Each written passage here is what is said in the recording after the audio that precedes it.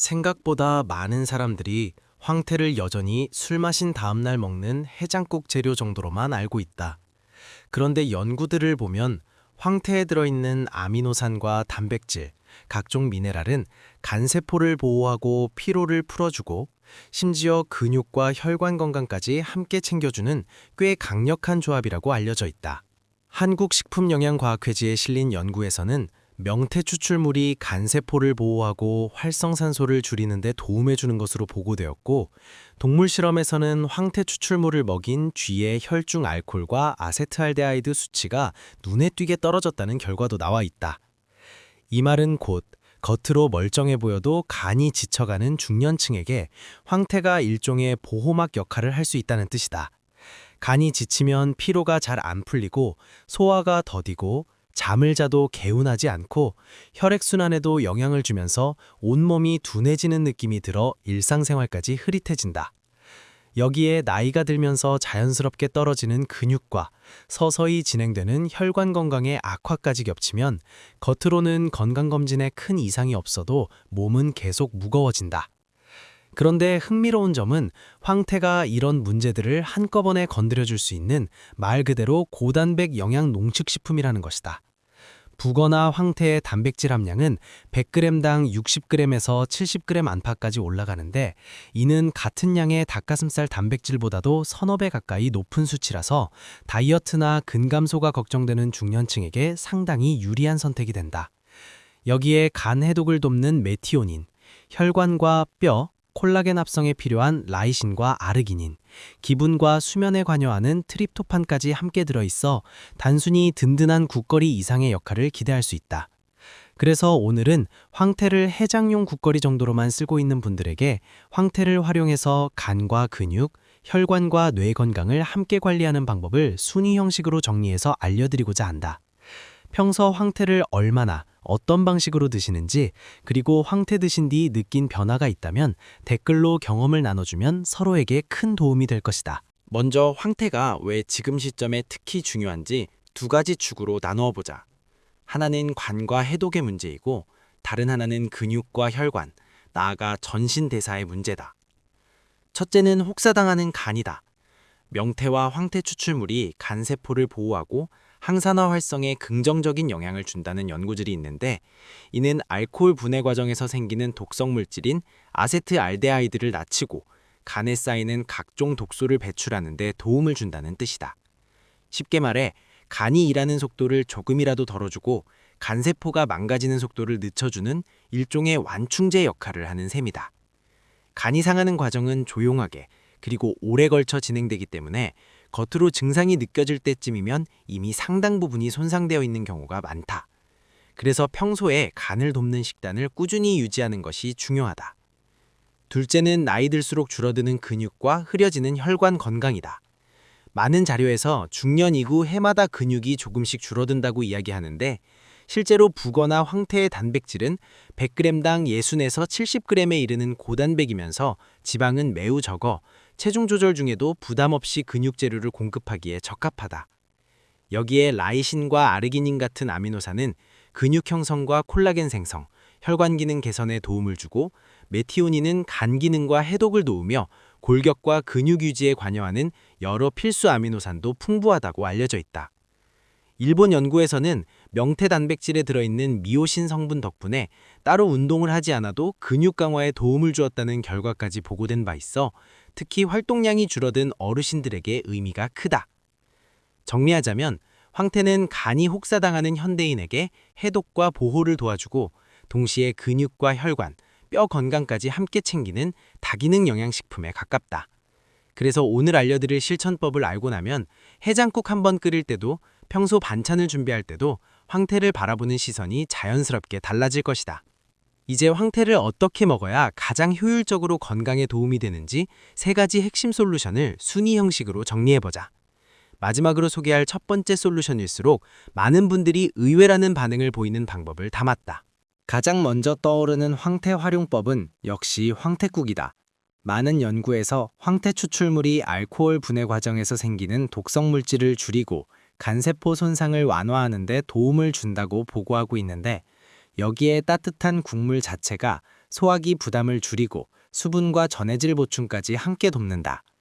황태에는 간을 보호하는 메티오닌과 타우린, 각종 필수 아미노산이 풍부하고 혈액순환과 혈관 건강에 도움이 되는 불포화 지방산도 들어있다고 알려져 있어서 단순 해장용을 넘어 평소 간과 혈관을 위한 기본 식단으로 쓰기에 좋다. 실천법은 어렵지 않다. 건조된 황태채를 물에 잠깐만 불려 겉에 먼지만 가볍게 헹군 뒤 참기름이나 들기름에 충분히 볶아 단백질과 지방이 잘 어우러지게 한 다음 물을 넣고 오래 끓여주면 된다. 이때 물을 함께 넣으면 소화에 도움이 되고 마늘과 파를 충분히 더하면 항산화와 면역력에도 플러스가 된다. 간이 약하거나 혈압이 걱정되는 분들은 소금 간을 과하게 하지 말고 가능하면 국간장이나 집간장으로 간을 맞추거나 마지막에 살짝만 소금을 더해 짠맛을 조절해주는 편이 낫다. 다만 신장질환이 있는 분이나 단백질 제한이 필요한 분들은 고단백 식품인 황태를 자주 많이 먹으면 부담이 될 수 있으니 반드시 담당 의료진과 상의한 뒤 섭취량을 조절하는 편이 안전하다. 두 번째로 추천할 방법은 다이어트와 근육을 동시에 챙기는 황태 단백질 반찬이다. 국가표준 식품성분표 자료를 보면 북어와 황태의 단백질 함량은 100g당 60에서 70g까지 올라가고 필수 아미노산 함량 역시 닭가슴살보다 2배에서 2배 반 정도 높다고 보고되어 있어 단백질 효율 면에서 상당히 뛰어난 편이다. 일본 연구에서는 명태 단백질의 미오신 성분이 근육 단백질 합성을 자극해 특별한 운동 없이도 근육 강화에 도움을 주었다는 결과가 있어서 활동량이 줄어든 중장년층에게 특히 유리하다. 실천 팁으로는 기름에 튀기기보다는 살짝 구워서 양념을 가볍게 한 황태구이나 설탕과 간장을 최소화한 황태채 볶음을 추천할 수 있다. 들기름이나 올리브유를 소량만 사용해 황태를 볶으면 오메가 지방산과 고단백이 함께 들어가 혈관과 근육 두 가지를 동시에 챙길 수 있다. 또 한 가지 방법은 잘게 찢은 황태를 밥이나 죽에 섞어 단백질을 자연스럽게 늘리는 것이다. 어르신들이 밥을 많이 못 드실 때 쌀죽이나 채소죽에 황태를 잘게 찢어 넣으면 소화 부담은 줄이고 단백질 밀도는 높일 수 있어서 상당히 효율적이다. 이때 역시 소금과 간장 사용량을 줄이고 김치나 젓갈 같은 짠 반찬과 함께 먹을 때는 전체 염분 섭취량을 한 번 더 점검해 보는 것이 좋다. 가장 의외일 수 있는 첫 번째 솔루션은 황태를 수면과 기분 관리까지 연결한 저녁 루틴으로 쓰는 것이다. 황태에는 트립토판이라는 아미노산이 풍부하게 들어있는데 이 성분은 뇌에서 세로토닌과 멜라토닌 합성에 관여해 긴장을 완화하고 마음을 안정시키는 데 도움을 주는 것으로 알려져 있다. 실제로 여러 자료에서 황태에 들어있는 아미노산들이 심신 안정을 돕고 스트레스를 줄이는 데 유익하다고 설명하고 있는데 여기에 따뜻한 국물과 함께 먹었을 때 몸이 풀리면서 잠들기 좋은 상태를 만드는 데 도움이 된다. 실제로 저녁 시간에 과한 야식을 먹지 않고 탄수화물을 줄인 가벼운 식사에 황태국이나 황태 간찬을 곁들이면 단백질과 아미노산은 충분히 공급하면서도 속이 편안한 상태를 유지하기 좋다. 수면 직전에 과한 술이나 카페인을 피하고 저녁 식사에서 황태를 활용한 따뜻한 국 한 그릇을 더해주는 것만으로도 밤사이 간이 회복하는 시간을 확보해주고 다음날 아침 피로감과 머리의 무거운 느낌을 줄이는 데 도움이 될 수 있다. 다만 평소 위가 약하거나 단백질 섭취 후 속이 더부룩한 분들은 한 번에 많이 먹지 말고 소량부터 시작해 몸의 반응을 살피는 것이 좋다. 함께 지키면 좋은 생활 습관 5가지. 황태만 늘린다고 모든 것이 해결되지는 않는다. 황태의 장점을 최대한 살리려면 몇 가지 생활 습관을 함께 조정해 주는 것이 좋다. 첫째, 수분 섭취를 일정하게 유지하기다. 간이 해독을 제대로 하려면 혈액이 너무 끈적해지지 않도록 수분이 충분해야 한다. 황태국을 먹을 때도 국물을 아주 짜게 끓이면 오히려 나트륨 부담이 커질 수 있으므로 염분은 줄이고 맑은 국물 위주의 조리법으로 수분을 보충해주는 편이 낫다. 둘째, 술 마시는 빈도와 양을 줄이기다. 황태가 숙취 해소와 간 보호에 도움을 줄 수 있지만 어디까지나 보조적인 역할이다. 자주 많은 양의 술을 마시면 아무리 황태를 챙겨 먹어도 간 손상 속도를 완전히 막을 수는 없다. 그래서 술을 마시는 날을 일주일에 몇 번까지로 제한하고 한 번에 마시는 양도 줄이는 것이 우선이다. 셋째, 단백질 섭취를 온종일 나누는 습관이다. 근육과 간, 면역을 위해 단백질이 중요하다는 말에 저녁 한 끼에만 단백질을 몰아서 먹는 경우가 많은데 이렇게 하면 몸이 한 번에 처리해야 할 부담이 커진다. 아침과 점심, 저녁에 적당히 나누어 단백질을 섭취하고 그중 한 끼나 두 끼의 황태를 활용하는 방식이 더 효율적이다. 넷째, 가벼운 근력 운동을 곁들이기다. 일본에서 명태 단백질만으로도 근육 강화에 도움을 보았다는 연구가 있지만 일상에서 약간의 근력 운동을 더하면 그 효과는 더 커질 수밖에 없다. 무리한 운동이 아니라 의자에서 여러 번 앉았다 일어나기, 벽을 짚고 팔굽혀 펴기, 계단 오르기처럼 간단한 동작만 꾸준히 해도 황태로 공급한 단백질이 근육으로 더 잘 활용될 수 있다. 다섯째, 정기적인 검진과 염분, 콜레스테롤 관리다. 황태는 콜레스테롤이 거의 없고 고단백 저지방 식품이지만 함께 먹는 반찬과 조리법에 따라 전체 식단의 염분과 포화지방이 크게 달라진다. 혈압이나 콜레스테롤 수치가 이미 높다면 정기적으로 혈액 검사를 받으면서 황태를 포함한 전체 식습관을 점검하는 것이 안전하다. 특히 신장 기능이 약한 분들은 고단백 식단이 맞는지 반드시 의료진과 상의해야 한다. 생각보다 많은 사람들이 황태를 여전히 술 마신 다음날 먹는 해장국 재료 정도로만 알고 있다. 그런데 연구들을 보면 황태에 들어있는 아미노산과 단백질, 각종 미네랄은 간세포를 보호하고 피로를 풀어주고 심지어 근육과 혈관 건강까지 함께 챙겨주는 꽤 강력한 조합이라고 알려져 있다. 한국식품영양과학회지에 실린 연구에서는 명태 추출물이 간세포를 보호하고 활성산소를 줄이는 데 도움해주는 것으로 보고되었고, 동물 실험에서는 황태 추출물을 먹인 쥐의 혈중 알코올과 아세트알데하이드 수치가 눈에 띄게 떨어졌다는 결과도 나와 있다. 이 말은 곧 겉으로 멀쩡해 보여도 간이 지쳐가는 중년층에게 황태가 일종의 보호막 역할을 할 수 있다는 뜻이다. 간이 지치면 피로가 잘 안 풀리고 소화가 더디고 잠을 자도 개운하지 않고 혈액순환에도 영향을 주면서 온몸이 둔해지는 느낌이 들어 일상생활까지 흐릿해진다. 여기에 나이가 들면서 자연스럽게 떨어지는 근육과 서서히 진행되는 혈관 건강의 악화까지 겹치면 겉으로는 건강검진에 큰 이상이 없어도 몸은 계속 무거워진다. 그런데 흥미로운 점은 황태가 이런 문제들을 한꺼번에 건드려줄 수 있는 말 그대로 고단백 영양 농축식품이라는 것이다. 북어나 황태의 단백질 함량은 100g당 60g에서 70g 안팎까지 올라가는데 이는 같은 양의 닭가슴살 단백질보다도 서너 배 가까이 높은 수치라서 다이어트나 근감소가 걱정되는 중년층에게 상당히 유리한 선택이 된다. 여기에 간 해독을 돕는 메티오닌, 혈관과 뼈, 콜라겐 합성에 필요한 라이신과 아르기닌, 기분과 수면에 관여하는 트립토판까지 함께 들어있어 단순히 든든한 국거리 이상의 역할을 기대할 수 있다. 그래서 오늘은 황태를 해장용 국거리 정도로만 쓰고 있는 분들에게 황태를 활용해서 간과 근육, 혈관과 뇌 건강을 함께 관리하는 방법을 순위 형식으로 정리해서 알려드리고자 한다. 평소 황태를 얼마나 어떤 방식으로 드시는지, 그리고 황태 드신 뒤 느낀 변화가 있다면 댓글로 경험을 나눠주면 서로에게 큰 도움이 될 것이다. 먼저 황태가 왜 지금 시점에 특히 중요한지 두 가지 축으로 나누어 보자. 하나는 관과 해독의 문제이고 다른 하나는 근육과 혈관, 나아가 전신 대사의 문제다. 첫째는 혹사당하는 간이다. 명태와 황태 추출물이 간세포를 보호하고 항산화 활성에 긍정적인 영향을 준다는 연구들이 있는데 이는 알코올 분해 과정에서 생기는 독성 물질인 아세트알데하이드를 낮추고 간에 쌓이는 각종 독소를 배출하는 데 도움을 준다는 뜻이다. 쉽게 말해 간이 일하는 속도를 조금이라도 덜어주고 간세포가 망가지는 속도를 늦춰주는 일종의 완충제 역할을 하는 셈이다. 간이 상하는 과정은 조용하게 그리고 오래 걸쳐 진행되기 때문에 겉으로 증상이 느껴질 때쯤이면 이미 상당 부분이 손상되어 있는 경우가 많다. 그래서 평소에 간을 돕는 식단을 꾸준히 유지하는 것이 중요하다. 둘째는 나이 들수록 줄어드는 근육과 흐려지는 혈관 건강이다.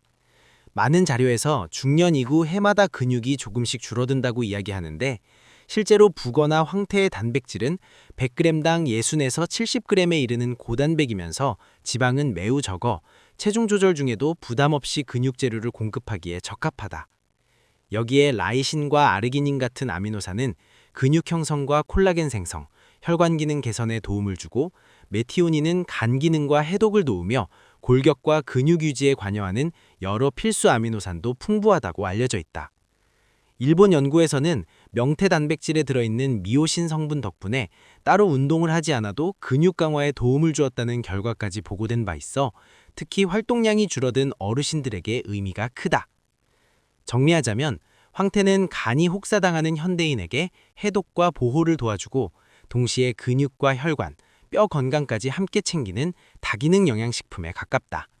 그래서 오늘 알려드릴 실천법을 알고 나면 해장국 한번 끓일 때도 평소 반찬을 준비할 때도 황태를 바라보는 시선이 자연스럽게 달라질 것이다. 이제 황태를 어떻게 먹어야 가장 효율적으로 건강에 도움이 되는지 3가지 핵심 솔루션을 순위 형식으로 정리해보자. 마지막으로 소개할 첫 번째 솔루션일수록 많은 분들이 의외라는 반응을 보이는 방법을 담았다. 가장 먼저 떠오르는 황태 활용법은 역시 황태국이다. 많은 연구에서 황태 추출물이 알코올 분해 과정에서 생기는 독성 물질을 줄이고 간세포 손상을 완화하는 데 도움을 준다고 보고하고 있는데 여기에 따뜻한 국물 자체가 소화기 부담을 줄이고 수분과 전해질 보충까지 함께 돕는다. 황태에는 간을 보호하는 메티오닌과 타우린, 각종 필수 아미노산이 풍부하고 혈액순환과 혈관 건강에 도움이 되는 불포화 지방산도 들어있다고 알려져 있어서 단순 해장용을 넘어 평소 간과 혈관을 위한 기본 식단으로 쓰기에 좋다. 실천법은 어렵지 않다. 건조된 황태채를 물에 잠깐만 불려 겉에 먼지만 가볍게 헹군 뒤 참기름이나 들기름에 충분히 볶아 단백질과 지방이 잘 어우러지게 한 다음 물을 넣고 오래 끓여주면 된다. 이때 물을 함께 넣으면 소화에 도움이 되고 마늘과 파를 충분히 더하면 항산화와 면역력에도 플러스가 된다. 간이 약하거나 혈압이 걱정되는 분들은 소금 간을 과하게 하지 말고 가능하면 국간장이나 집간장으로 간을 맞추거나 마지막에 살짝만 소금을 더해 짠맛을 조절해주는 편이 낫다. 다만 신장질환이 있는 분이나 단백질 제한이 필요한 분들은 고단백 식품인 황태를 자주 많이 먹으면 부담이 될 수 있으니 반드시 담당 의료진과 상의한 뒤 섭취량을 조절하는 편이 안전하다. 두 번째로 추천할 방법은 다이어트와 근육을 동시에 챙기는 황태 단백질 반찬이다. 국가표준 식품성분표 자료를 보면 북어와 황태의 단백질 함량은 100g당 60에서 70g까지 올라가고 필수 아미노산 함량 역시 닭가슴살보다 2배에서 2배 반 정도 높다고 보고되어 있어 단백질 효율 면에서 상당히 뛰어난 편이다. 일본 연구에서는 명태 단백질의 미오신 성분이 근육 단백질 합성을 자극해 특별한 운동 없이도 근육 강화에 도움을 주었다는 결과가 있어서 활동량이 줄어든 중장년층에게 특히 유리하다. 실천 팁으로는 기름에 튀기기보다는 살짝 구워서 양념을 가볍게 한 황태구이나 설탕과 간장을 최소화한 황태채 볶음을 추천할 수 있다. 들기름이나 올리브유를 소량만 사용해 황태를 볶으면 오메가 지방산과 고단백이 함께 들어가 혈관과 근육 두 가지를 동시에 챙길 수 있다. 또 한 가지 방법은 잘게 찢은 황태를 밥이나 죽에 섞어 단백질을 자연스럽게 늘리는 것이다. 어르신들이 밥을 많이 못 드실 때 쌀죽이나 채소죽에 황태를 잘게 찢어 넣으면 소화 부담은 줄이고 단백질 밀도는 높일 수 있어서 상당히 효율적이다. 이때 역시 소금과 간장 사용량을 줄이고 김치나 젓갈 같은 짠 반찬과 함께 먹을 때는 전체 염분 섭취량을 한 번 더 점검해 보는 것이 좋다. 가장 의외일 수 있는 첫 번째 솔루션은 황태를 수면과 기분 관리까지 연결한 저녁 루틴으로 쓰는 것이다. 황태에는 트립토판이라는 아미노산이 풍부하게 들어있는데 이 성분은 뇌에서 세로토닌과 멜라토닌 합성에 관여해 긴장을 완화하고 마음을 안정시키는 데 도움을 주는 것으로 알려져 있다. 실제로 여러 자료에서 황태에 들어있는 아미노산들이 심신 안정을 돕고 스트레스를 줄이는 데 유익하다고 설명하고 있는데 여기에 따뜻한 국물과 함께 먹었을 때 몸이 풀리면서 잠들기 좋은 상태를 만드는 데 도움이 된다. 실제로 저녁 시간에 과한 야식을 먹지 않고 탄수화물을 줄인 가벼운 식사에 황태국이나 황태 간찬을 곁들이면 단백질과 아미노산은 충분히 공급하면서도 속이 편안한 상태를 유지하기 좋다. 수면 직전에 과한 술이나 카페인을 피하고 저녁 식사에서 황태를 활용한 따뜻한 국 한 그릇을 더해주는 것만으로도 밤사이 간이 회복하는 시간을 확보해주고 다음날 아침 피로감과 머리의 무거운 느낌을 줄이는 데 도움이 될 수 있다. 다만 평소 위가 약하거나 단백질 섭취 후 속이 더부룩한 분들은 한 번에 많이 먹지 말고 소량부터 시작해 몸의 반응을 살피는 것이 좋다. 함께 지키면 좋은 생활 습관 5가지. 황태만 늘린다고 모든 것이 해결되지는 않는다. 황태의 장점을 최대한 살리려면 몇 가지 생활 습관을 함께 조정해 주는 것이 좋다. 첫째, 수분 섭취를 일정하게 유지하기다. 간이 해독을 제대로 하려면 혈액이 너무 끈적해지지 않도록 수분이 충분해야 한다. 황태국을 먹을 때도 국물을 아주 짜게 끓이면 오히려 나트륨 부담이 커질 수 있으므로 염분은 줄이고 맑은 국물 위주의 조리법으로 수분을 보충해 주는 편이 낫다. 둘째, 술 마시는 빈도와 양을 줄이기다. 황태가 숙취 해소와 간 보호에 도움을 줄 수 있지만 어디까지나 보조적인 역할이다. 자주 많은 양의 술을 마시면 아무리 황태를 챙겨 먹어도 간 손상 속도를 완전히 막을 수는 없다. 그래서 술을 마시는 날을 일주일에 몇 번까지로 제한하고 한 번에 마시는 양도 줄이는 것이 우선이다. 셋째, 단백질 섭취를 온종일 나누는 습관이다. 근육과 간, 면역을 위해 단백질이 중요하다는 말에 저녁 한 끼에만 단백질을 몰아서 먹는 경우가 많은데 이렇게 하면 몸이 한 번에 처리해야 할 부담이 커진다. 아침과 점심, 저녁에 적당히 나누어 단백질을 섭취하고 그중 한 끼나 두 끼에 황태를 활용하는 방식이 더 효율적이다. 넷째, 가벼운 근력 운동을 곁들이기다. 일본에서 명태 단백질만으로도 근육 강화에 도움을 보았다는 연구가 있지만 일상에서 약간의 근력 운동을 더하면 그 효과는 더 커질 수밖에 없다. 무리한 운동이 아니라 의자에서 여러 번 앉았다 일어나기, 벽을 짚고 팔굽혀 펴기, 계단 오르기처럼 간단한 동작만 꾸준히 해도 황태로 공급한 단백질이 근육으로 더 잘 활용될 수 있다. 다섯째, 정기적인 검진과 염분, 콜레스테롤 관리다. 황태는 콜레스테롤이 거의 없고 고단백 저지방 식품이지만 함께 먹는 반찬과 조리법에 따라 전체 식단의 염분과 포화지방이 크게 달라진다. 혈압이나 콜레스테롤 수치가 이미 높다면 정기적으로 혈액 검사를 받으면서 황태를 포함한 전체 식습관을 점검하는 것이 안전하다. 특히 신장 기능이 약한 분들은 고단백 식단이 맞는지 반드시 의료진과 상의해야 한다.